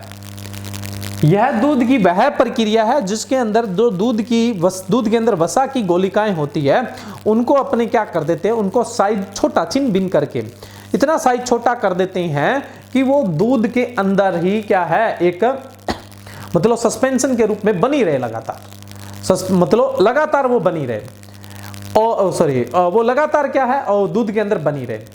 अगर गोलिकाएं बड़ी होती है तो क्या होता है, दूध स्थिर होते ही वो ऊपर आ जाती है। जैसे दूध स्थिर होगा तो वो ऊपर आ जाएगी, मलाई आ जाती है ना ऊपर, वसा फेट ऊपर आ जाती है। हम उन गोलिकाओं को तोड़ के उसका इतना छोटा साइज कर देंगे कि वो दूध में समान वितरण से फैली रहे, वो इकट्ठी नहीं होगी, ऊपर नहीं आएगी। इस प्रोसेस को हम समांगीकरण या होमोजिनाइजेशन कहते हैं। यह दूध की वह प्रक्रिया है जिसमें यांत्रिक विधि द्वारा दूध की वसा गोलिकाओं तथा दूध की सिरम को एक समान आकार वाले छोटे छोटे कणों में विभाजित कर दिया जाता है, जिससे दूध को संग्रह करते समय उसके ऊपर क्रीम लेयर के रूप में वसा एकत्र न हो सके और दूध में समान रूप से उपस्थित रहे। इस प्रक्रिया को समांगीकरण यंत्र द्वारा अधिक दबाव पर दूध को संचालित करके पूरा किया जाता है। ठीक है, ये प्रोसेस है वो होमोजिनाइजेशन कहलाती है। नेक्स्ट है दूध की गुणवत्ता एवं उसके परीक्षण। ठीक है, ये भी एक लंबा मामला है। देखो, दूध की जो गुणवत्ता और परीक्षण है, सबसे पहले तो ज्ञानेंद्रिय द्वारा घर में अपने दूध सूंघते हैं, जी खट्टा तो नहीं हुआ, ऐसे टेस्ट करके देखते हैं जी नहीं खट्टा हुआ ना। तो जो ज्ञानेंद्रिय है, जो हमारे सेंसरी ऑर्गन है, उनसे फ्लेवर से, स्वाद से और दिखने से भी पता लग जाता है ना। फटा हुआ दूध होता है उसमें ऐसे फेदर टाइप बन जाते हैं ना। तो सबसे पहले तो हम यूज करते हैं ज्ञानेंद्रिय। उसके बाद नेक्स्ट अपने बात करें, नेक्स्ट जो टेस्ट होता है वो cob test, clot on boiling test. देखो, शुद्ध दूध में हमने अम्लता कितनी कंसीडर की, 0.12 से लेकर 0.18 तक है ना। प्राकृतिक तो 0.14 तक है, लेकिन 0.18% तक हम कंसीडर कर लेंगे। लेकिन अगर जीवाणु विकसित हो जाते हैं तो ये अम्लता बढ़ जाती है, 0.3% तक पहुंच जाती है। फिर हम इसको विकसित अम्लता, डेवलप एसिडिटी बोलते हैं। हम बात कर रहे थे लैक्टोबैसिलस है, स्ट्रेप्टोकोकस है ना, इस तरह के जीवाणु विकसित हो जाते हैं। क्यों? क्योंकि दूध में लैक्टोज है, शर्करा है, उसको खाने के लिए सूक्ष्म जीव पैदा हो ही जाते हैं। अम्लता व खीस का पता लगाने के, दूध में अम्लता का पता लगाने के लिए या खीस का पता लगाने के लिए COB टेस्ट किया जाता है, clot on boiling test. Simple सा टेस्ट है। टेस्ट ट्यूब लेते हैं, परख नली जिसको बोल देते हैं, 15 ml दूध डालते हैं, उसको गर्म करते हैं। अगर दूध फट जाता है तो दूध खराब है, उसमें अम्लता ज़्यादा है। दूध नहीं फटता है उसमें तो ठीक है। सिंपल सा टेस्ट है, इसको हम क्लोट ऑन बॉइलिंग टेस्ट बोल देते हैं। ठीक है, नेक्स्ट अम्लता परीक्षण। अम्लता परीक्षण, अम्लता प्रतिशत कितना है, वहां तो ये पता लगता है दूध में अम्लता ज्यादा है, प्रतिशत का तो पता नहीं लगता ना, दूध फट गया या सही है वो पता लगता है। अम्लता प्रतिशत कैसे पता लगाएं, इसके लिए हम टाइट्रेशन मेथड यूज करते हैं। ठीक है, प्राकृतिक अम्लता मैंने बताई थी, विकसित अम्लता स्ट्रेप्टोकोकस, लैक्टोबैसिलस, इस तरह के जो जीवाणु होते हैं वो अम्लता को 0.32% तक पहुंचा देते हैं, तो उनको हम विकसित अम्लता बोलते हैं। अब देखो, इसके लिए हम क्या करते हैं, टाइट्रेशन यूज लेते हैं। इसके लिए हम क्या करेंगे, अम्ल व सार को मिलाएंगे। दूध हल्का अम्लीय होता है, अगर उसमें अम्लता विकसित होगी तो और ज़्यादा अम्ल हो जाएगा। देखो, जब अम्ल और सार को मिलाया जाता है तो उनमें बराबर मात्राएं आने पर वो उदासीन हो जाते हैं। मानो दूध हल्का अम्लीय है तो उसमें कम सार मिलाने से वो उदासीन हो जाएगा। दूध ज़्यादा अम्लीय हो गया तो ज़्यादा सार मिलाना पड़ेगा, तो उससे हमें पता लग जाएगा जी इसमें अम्लता कम है या ज़्यादा है, तो उससे हम प्रतिशत पता लगा लेते हैं। इसके लिए हम टाइट्रेशन मेथड यूज करते हैं, जिसमें हम जो NaOH होता है, सोडियम हाइड्रोक्साइड होता है, 9 नॉर्मलिटी का यूज करते हैं, N/9 है ना, 9 नॉर्मलिटी का यूज करेंगे। ठीक है, और इसका कितना यूज करना पड़ेगा, ये सारी प्रकृति का है। बटा में दूध की मात्रा, ये भी ml में होगी, इनटू में 100 कर देंगे। तो हम टाइट्रेशन विधि यूज करेंगे। टाइट्रेशन विधि में ये फॉर्मूला सेट करेंगे और उससे हमारा अम्लता प्रतिशत आ जाएगा। तो ये फॉर्मूला आपको अच्छे से याद होना चाहिए। टाइट्रेशन मेथड में मैं नहीं जाऊंगा क्योंकि वो मिल्क एनालिसिस के अंदर अपने बात करेंगे डिटेल से।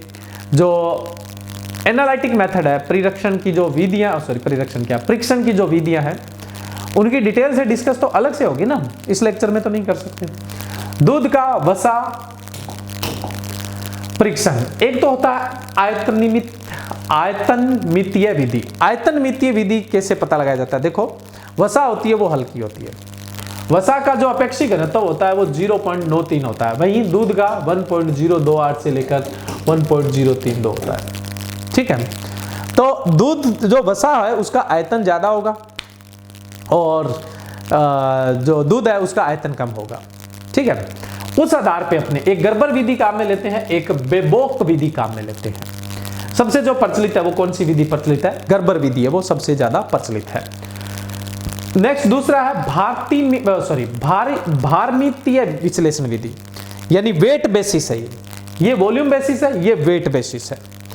वेट बेसिस विधियां हैं वो कौन सी है? एक तो है एडम पेपर कोयल विधि और दूसरी है रोज गोटलिब विधि, ये दो विधियां हैं। लेकिन जो सबसे ज्यादा प्रचलित विधि है वो कौन सी है? गर्बर विधि। विधियों के नाम अच्छे से याद रखने हैं आपको, ठीक है। नेक्स्ट, वसा परीक्षण के लिए हम गर्बर मशीन काम में लेते हैं। ये मशीन आपने देखी है, ये इलेक्ट्रिकल है, बाकी हैंड ऑपरेटेड भी आती है। ठीक है, अपने क्या है, इसके अंदर एक मीटर यूज होता है। यहाँ मैं डायग्राम देना भूल गया, थोड़ा सा आइडिया दे देता हूँ, हो सकता है आपने देखा है तो आइडिया हो जाएगा। जैसा भी बनता है टेढ़ा मेढ़ा समझ जाना आप।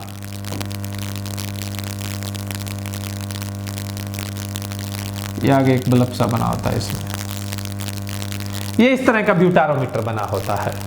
ठीक है, और इसकी जो की होती है वो इस तरह की एक की बनी होती है, जो स्टोव इसका जो की क्या सॉरी इसका जो ढक्कन होता है वो, ठीक है, ये इस तरह का बना होता है। ये ब्यूटारोमीटर है। ब्यूटारोमीटर आपसे पूछ ले फेट मेजरमेंट के लिए कौन सा मीटर काम में लेते हैं, तो ये ब्यूटारोमीटर काम, इस पे से नंबर लगे होते हैं जिनसे अपने रीडिंग लेते हैं। हम क्या करते हैं, इसमें अल्कोहल डालते हैं, सल्फ्यूरिक अम्ल डालते हैं, उसके अलावा अल्कोहल डालते हैं और दूध डालते हैं, फिर इसको बंद कर देते हैं। इसमें दूध कितना डाला जाता है? 10.75 ml डाला जाता है। मिल्क है वो कितना यूज करते हैं? 10.75 ml। इसके लिए हम पिपेट यूज करते हैं। पिपेट से क्या करते हैं? 10.75 ml दूध लेते हैं। बाकी इसमें सल्फ्यूरिक अम्ल डालेंगे, सल्फ्यूरिक अम्ल 10 ml डाला जाता है और जो अल्कोहल होता है वो 1 से 2 ml डाला जाता है। फिर हम इसको क्या कर देते हैं, की से इस ढक्कन को लगा देते हैं। फिर ये जो गर्बर मशीन होती है इसके अंदर इस ब्यूटारोमीटर को डालते हैं। ये बल्ब वाला पार्ट होता है, ये तो रखते हैं सेंटर की तरफ, और जो ये चौड़ा मुंह वाला भाग होता है ये बाहर की तरफ है ना, पेरीफेरी की तरफ रखा जाता है। फिर हम इसको घुमाते हैं तब इसके राउंड पर मिनट कितने होने चाहिए, या रिवोल्यूशन पर मिनट बोलते हैं, 1100 रिवोल्यूशन पर मिनट होने चाहिए। यानी 1 मिनट में इसके 1100 चक्कर लगे, इस स्पीड में इसको घुमाया जाता है। ये जो घुमाने का काम है ये 5 मिनट तक जारी रखा जाता है। 5 मिनट में अब क्या होगा, यहाँ कौन सा प्रिंसिपल काम करेगा? यहाँ सेंट्रीफ्यूगल प्रिंसिपल काम करेगा, अपकेंद्रीकरण सिद्धांत काम करेगा। अब देखो, आप किसी केंद्र पर अलग अलग आयतन वाली वस्तुओं को घुमाते हैं तो जो सबसे ज्यादा आयतन वाली हल्की वस्तु होगी वो केंद्र की तरफ घूमेगी, कम आयतन वाली और भारी वस्तु होगी वो बाहर की तरफ घूमेगी। तो वसा है वो हल्की है, वो इस बल्ब की तरफ आ जाएगी, और जो बाकी दूध है उसका जो सॉलिड मटेरियल है वो सारा इस तरफ आ जाएगा। फिर अपने क्या करेंगे, इसको रोक के और जो फेट है उसका मेजरमेंट कर लेंगे। तो फेट जो ज्ञात करते हैं उसके लिए सबसे बढ़िया विधि है गर्बर विधि। और अपने कौन सा मीटर काम में लेते हैं? ब्यूटारोमीटर काम में लिया जाता है। ब्यूटारोमीटर में मिल्क कितना लोगे आप? 10.75 ml लोगे। सल्फ्यूरिक एसिड कितना लेते हो? 10 ml लेते हो। अल्कोहल है वो 1 से 2% के आसपास, सॉरी 1 से 2 ml है वो अल्कोहल काम में लिया जाता है। गर्बर जो विधि है उससे फेट कौन से सिद्धांत पे पता लगती है? सेंट्रीफ्यूगल प्रिंसिपल पे, यानी अपकेंद्रीकरण सिद्धांत पे पता लगती है। ठीक है, आयतन बेस ये मतलब फेट निकालने का एक मेथड है, अब मैं बोलूँ तो वॉल्यूम बेस्ड एक मेथड है। ठीक है, नेक्स्ट है दुग्ध अपमिश्रण मिलावट का परीक्षण करना। इससे पहले मैं आपको एक चीज बता देता हूं, दूध जो है उसकी गुणवत्ता 2 चीजों पर निर्भर होती है। दूध जो है उसकी गुणवत्ता 2 चीजों पर निर्भर होती है। उसका सबसे कमर्शियल पार्ट तो है फेट। तो फेट तो हम किससे पता लगाते हैं? ब्यूटारोमीटर से, गर्बर मशीन है उसके द्वारा। ठीक है, लेकिन अब कई बार क्या होता है, फेट जो कंटेंट होता है वो तो ठीक है, अच्छा है, लेकिन फिर भी दूध है वो पतला, जैसे भैंस का है उसमें फेट कंटेंट अच्छा है तो थोड़ा दूध पानी डाल देंगे तो पतला हो जाएगा। तो उसका जो अपेक्षिक घनत्व है ना वो भी पता लगाना जरूरी होता है। यानी उसका जो स्पेसिफिक ग्रेविटी है वो भी पता लगाना जरूरी होती है। देखो अब जो मिनिमम स्टैंडर्ड होता है फेट का वो होना चाहिए, और उसकी जो स्पेसिफिक ग्रेविटी है वो भी कितनी होनी चाहिए, 0.28 से 0.32 होनी चाहिए। तो हम जो ये स्पेसिफिक ग्रेविटी अपेक्षिक घनत्व जो निकालते हैं वो किससे निकालते हैं, वो लैक्टोमीटर से निकाली जाती है। स्पेसिफिक जो घनत्व, स्पेसिफिक ग्रेविटी है जो अपेक्षिक घनत्व है वो हम किससे निकालेंगे, लैक्टोमीटर से। तो दूध में पानी मिला है या नहीं मिला है, इस बात का पता लगाने के लिए हम लैक्टोमीटर काम में लेते हैं। लेकिन एक चीज ध्यान रखना, अगर दूध से फेट निकाल लेते हैं तो दूध गाढ़ा हो जाता है। क्यों? क्योंकि वसा तो हल्की होती है। स्प्रेटा दूध का जो अपेक्षिक घनत्व होता है वो ज्यादा होता है, 1.036 से ऊपर पहुंचता है उसका अपेक्षिक घनत्व। तो स्प्रेटा दूध है तो घनत्व ज्यादा आएगा, और पानी मिक्स है तो घनत्व कम आएगा। दोनों ही चीजें पता लग जाएगी। दूसरा, जब फेट एनालाइज करोगे तो स्प्रेटा मिल्क का तो पता लग जाएगा, स्प्रेटा में तो यानी मतलब उसे फेट सेपरेट कर ली, वो भी पता लग जाएगा आपको। ये दोनों चीजें मिलकर क्या है, मिल्क की क्वालिटी डिसाइड करती है और उसका रेट डिसाइड करती है। आपसे पूछ ले कि दूध की गुणवत्ता के लिए दो पैरामीटर कौन से हैं, एक तो स्पेसिफिक ग्रेविटी अपेक्षिक घनत्व जो लैक्टोमीटर से निकाला जाता है, और दूध का मैंने आपको अपेक्षिक घनत्व बता दिया कितना होता है, और दूसरा दूध का फेट। ये दोनों चीजें इंपॉर्टेंट है। ऐसा नहीं है आप सोचो कि दूध गाढ़ा है ये तो बहुत बढ़िया, अरे जब उसे फेट एक्सट्रैक्ट कर लेते तो वो गाढ़ा हो जाता है, ठीक है। तो वो पैरामीटर तो सही नहीं है। फेट का भी पता होना चाहिए और अपेक्षिक घनत्व भी पता होना चाहिए। अगर कम अपेक्षिक घनत्व है, स्पेसिफिक ग्रेविटी कम है, इसका मतलब पानी मिला दिया गया है। दूध में जब पानी मिलाते हैं तो हल्का नीलापन देने लग जाता है। दूसरा, दूध की बूंद लोगे किसी स्थान पे, उसको बहाओगे ऐसे, तो दूध अपना दाग नहीं छोड़ रहा, इसका मतलब उसमें पानी है, और दूध अपना दाग छोड़ रहा है इसका मतलब उसमें पानी नहीं है। ये एक बेसिक से तरीके होते हैं दूध में पानी है या नहीं है इसका पता लगाने के लिए। अब देखो नेक्स्ट अपने बात करते हैं दुग्ध अपमिश्रण या मिलावट का परीक्षण।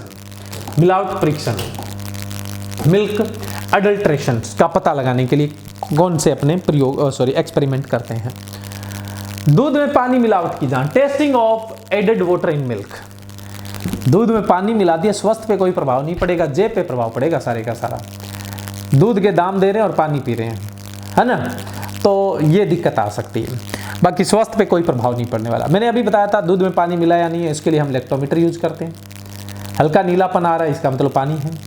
उसके अलावा मैंने कहा था कि किसी स्थान पर दूध की बूंद को बहाओगे तो अगर वो दाग छोड़ती है तो पानी नहीं है उसमें, और दाग नहीं छोड़ रही है इसका मतलब पानी मिला दिया गया है, ठीक है। लेकिन चलो फिर भी हेल्थ के साथ खिलवाड़ नहीं है। दूध में स्टार्च मिलावट की जांच, testing of added starch in milk. दूध को गाढ़ा दिखाने के लिए लोग स्टार्च ऐड कर देते हैं, फेट तो निकाल लेते हैं, है ना, पानी मिला देते हैं। अब उसको गाढ़ा दिखाना है तो स्टार्च डाल देते हैं। आटा, अरारोट, आलू तथा साबूदाने के चूर्ण में स्टार्च बहुत ज्यादा होता है, वो मिला दिया जाता है। स्टार्च को दूध से मिलाने से दूध गाढ़ा हो जाता है। दूध में स्टार्च के परीक्षण के लिए सबसे पहले परख नली टेस्ट ट्यूब में 10 ml है ना दूध लेंगे, फिर उसके उबाल कर ठंडा कर लेंगे। 10 ml दूध लिया, उसको उबालेंगे और ठंडा कर लेंगे। द्रव को ठंडा करने के बाद उसमें 1 से 2 बूंद आयोडीन विलयन की, 1% का जो घोल होता है विलयन की, मिलाएंगे और परख नली को हिलाने के बाद इसके द्रव को रंग निरीक्षण करेंगे, उसमें कलर कैसा है। परख नली के द्रव का रंग हल्का भूरा दिखाई दे तो मान लेना चाहिए कि दूध में स्टार्च का मिश्रण नहीं किया गया। हल्का भूरा रंग दिखे तो स्टार्च नहीं मिली हुई है ना, शंका करने की जरूरत नहीं है, फिर बहम का कोई इलाज नहीं है। लेकिन यदि परख नली के द्रव का रंग हल्के से गहरा नीला दिखाई दे तो मान लो कि स्टार्च मिला दिया गया है ना। ये एक testing of add starch in milk, बहुत ही सिंपल सा टेस्ट है, कर सकते हैं अपने घर पे भी। नेक्स्ट है दूध में यूरिया की मिलावट की जांच, testing of urea in milk. ये हेल्थ के साथ बहुत बड़ा खिलवाड़ है। एक तो आजकल लोग मेलामाइन्स यूज कर रहे हैं घरों में, जो टाइल्स लगती है ना, पत्थर लगता है और एक टाइल्स लगती है, वो मेलामाइन की होती है। बड़े कमाल का रसायन है ये मेलामाइन्स, बहुत जगह काम आता है। लेकिन इंसान भी बहुत कमाल का है, उसने मेलामाइन से दूध बनाना शुरू कर दिया, और मेलामाइन से बना हुआ दूध बिल्कुल दूध की तरह लगता है, जल्दी से पकड़ना बहुत मुश्किल हो जाता है, हमारे शरीर के लिए बहुत घातक होता है। लेकिन दूध जो है उसमें बहुत ज़्यादा बेईमानी चलती है तो ये सफ़ेद, लेकिन इसमें काला धंधा बहुत होता है। तो स्वास्थ्य के साथ खिलवाड़ करना मतलब ये एक एथिकल चीज़ें नहीं है, बट लोग करते हैं, उनका कोई इलाज नहीं है। तो देखिए, दूध में यूरिया की मिलावट की जांच करने के लिए 5 ml दूध के नमूने को एक परख नली में लेंगे। 5 ml जो मिल्क है वो आप एक टेस्ट ट्यूब में लेंगे। दूध डालने के बाद उसमें para di methyl amine benzaldehyde, जिसको हम DAM भी कहते हैं, इसका जो विलियन होता है 1.6% का, 1.6% का, ये 5 ml डालेंगे। 5 ml तो आपने दूध डाला और 5 ml उस टेस्ट ट्यूब में क्या डालेंगे, para di methyl amine benzaldehyde जो है वो अपने उसमें डालेंगे। इसके बाद परख नली को हिलाकर दूध तथा इस विलियन को मिश्रित करेंगे। मिश्रित होने के बाद यदि परख नली में दूध का रंग गहरा पीला हो जाता है, यह समझ लेना चाहिए कि दूध में यूरिया मिलाया गया है। गहरा पीला रंग दे रहा है, इसका मतलब दूध में यूरिया मिला हुआ है। और यदि रंग हल्का पीला हो तो इस दूध में यूरिया नहीं मिला हुआ है। ठीक है, ये यूरिया की जांच इस तरह से की जा सकती है। अगर आपके पास ये रसायन है para di methyl amine benzaldehyde, तो अपने आसानी से इस टेस्ट को कर सकते हैं। नेक्स्ट अपने दूध में ग्लूकोज की मिलावट की जांच, testing of glucose in milk. Simple test है ये भी। मिलावटी दूध में ग्लूकोज की जांच के लिए 1 ml दूध परख नली में लेंगे, सिर्फ 1 ml मिल्क लेंगे।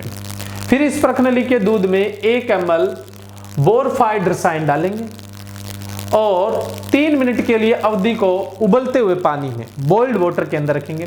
3 मिनट के बाद इस टेस्ट ट्यूब को अपने पानी से निकाल लेंगे, तुरंत ठंडा करेंगे और उसमें 1 ml फास्फोमोल्डिबडिक एसिड जो होता है, फास्फोमोलिबडिक जो एसिड होता है, मोलिबडिक जो एसिड होता है वो मिलाएंगे 1 ml। दोनों द्रवों के मिश्रण हो जाने के बाद परख नली में दूध के रंग की जांच करेंगे। यदि परख नली का द्रव्य हल्के नीले रंग का दिखाई दे तो इस सैंपल के दूध में ग्लूकोज नहीं मिला हुआ, हल्का नीला रंग दिखे तो। और यदि इसके अंदर गहरा नीला रंग दिखता है, इसका मतलब इसके अंदर जो है वो ग्लूकोज मिलाया गया है।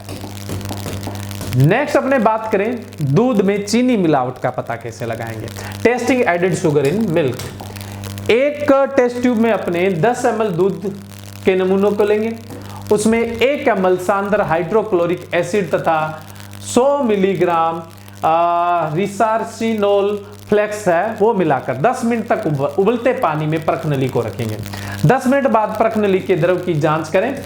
यदि परख नली के द्रव का रंग ईंट के समान लाल दिखाई दे तो मान लेना चाहिए कि सैंपल के दूध में चीनी मिली हुई है। और यदि परख नली के द्रव में कोई रंग नहीं आता है तो इसका मतलब है इसमें चीनी की कोई मिलावट नहीं है। नेक्स्ट है दूध में सोडा की जांच, testing of soda in milk. खतरनाक है ये। दूध में सोडे की जांच के लिए परख नली में सबसे पहले 5 ml दूध का नमूना लें, फिर इसमें 5 ml इथाइल अल्कोहल डालें। इसके बाद इसमें 1 बूंद रोजेलिक एसिड का विलियन जो 1% का आता है हिलाकर मिलाएं व परख नली के द्रव्य के रंग को निरीक्षण करें। यदि रंग गुलाबी लाल रंग का दिखाई दे तो मान लेना चाहिए कि दूध में सोडा मिला हुआ है। यदि द्रव पीलापन लिए हुए लाल रंग दिखाई देता है तो समझ लेना चाहिए इसमें सोडा नहीं मिला हुआ है। सोडा मिलाने से क्या होता है कि दूध में जो अम्लता होती है वो विकसित हो गई है तो भी उसके बाद दूध नहीं फटता है और लोगों को उसकी अम्लता का पता नहीं चलता है, यानी विकसित अम्लता के बावजूद भी दूध बेच दिया जाता है। नेक्स्ट है फॉर्मेलिन मिलावट की दूध में जांच, testing of added formalin in milk. एक टेस्ट ट्यूब के अंदर परख नली के अंदर 3 ml दूध का नमूना लेंगे, फिर उसमें 1 ml फेरिक क्लोराइड विलियन जो है 1% का मिलाकर परख नली की दीवार के साथ बिल्कुल यहां पास में धीरे धीरे के साथ 5 ml सांद्र सल्फ्यूरिक एसिड धीरे धीरे डालेंगे, जिससे कि परख नली में एसिड व दूध की परत अलग अलग बनी रहे, है ना। कई पटियाला पैक बनाते हैं तो उसमें परतें अलग अलग रहती, उसी तरीके से तो कि परख नली में एसिड व दूध की परत अलग अलग बनी रहे। फिर दोनों परतों के मिलने की सतह का निरीक्षण करें। यदि मिलने वाली सतह पर बैंगनी रंग का घेरा दिखाई दे तो यह मान लेना चाहिए कि सैंपल में फॉर्मेलिन मिलाया गया है।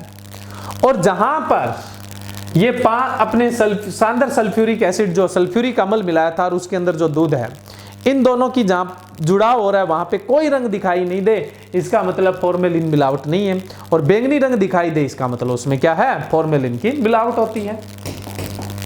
नेक्स्ट है वनस्पति तेल मिलावट की जांच, testing of added vegetable oil milk, fat content ज्यादा दिखाने के लिए। तो इसके लिए अपने क्या करते हैं, दूध को अपने टेस्ट ट्यूब के अंदर परख नली में 10 ml लेते हैं, फिर उसमें 1 ml हाइड्रोक्लोरिक एसिड और 1 चम्मच चीनी मिलाने पर यदि मिश्रण लाल हो जाता है तो इसमें वनस्पति तेल की मिलावट की गई है, और लाल नहीं होता है इसका मतलब इसमें कोई वेजिटेबल ऑयल नहीं मिलाया गया है।